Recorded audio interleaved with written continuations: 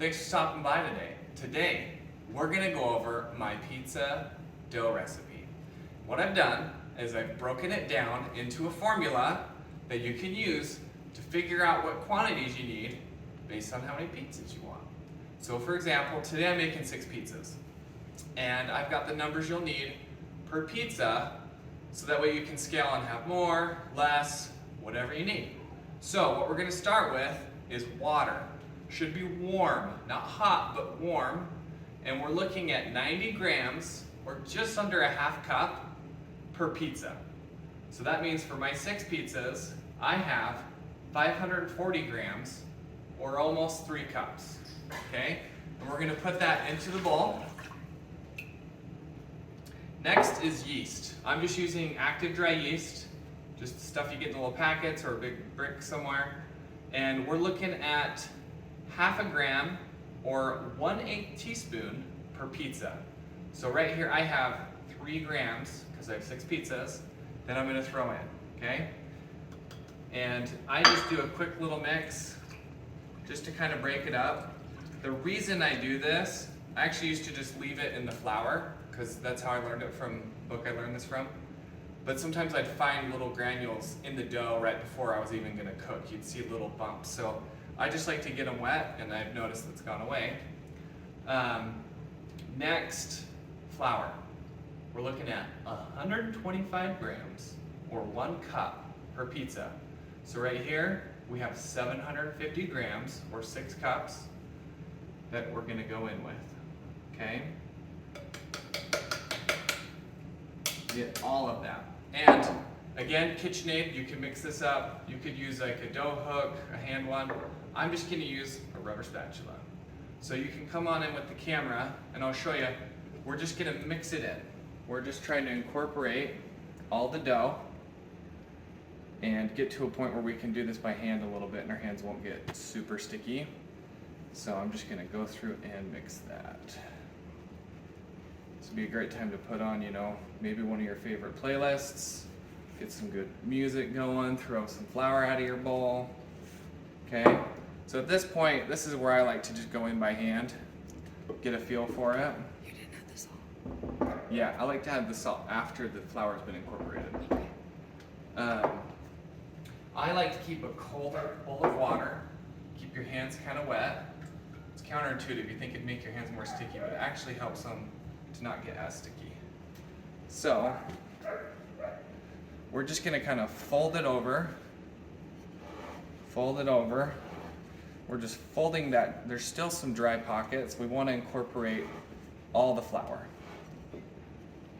And you can see here, if you look, a lot of that flour has been incorporated.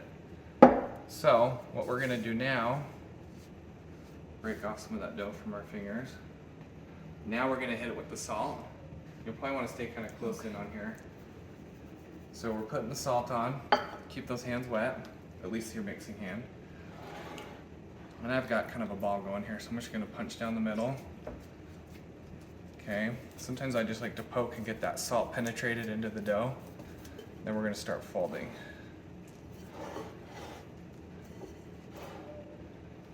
Just fold it in.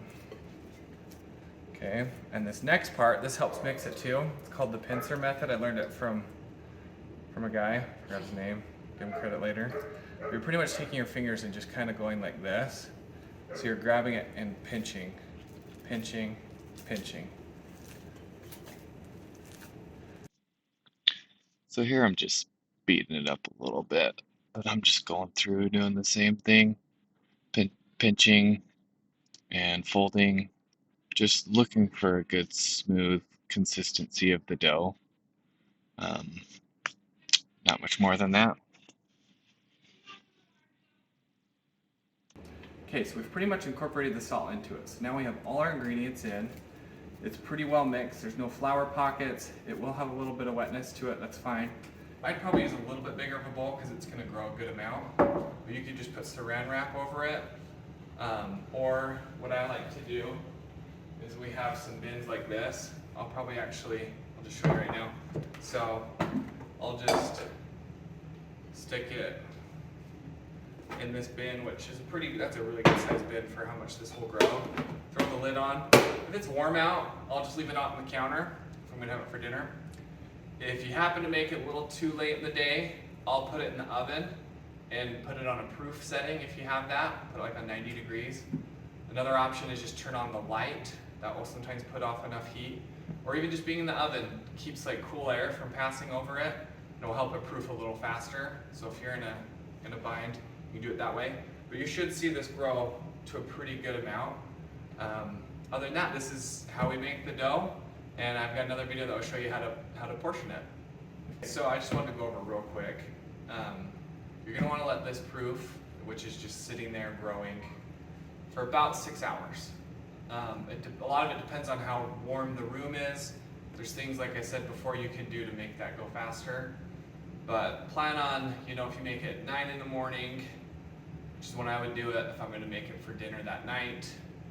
So you just wanna leave some time. You can actually do it the night before, let it sit in the fridge, get it out the next morning, and let it grow. But yeah, that's pretty much how we make our very simple pizza dough. I'll leave all those numbers in the description below for the formula for the different amounts. Thanks for stopping by.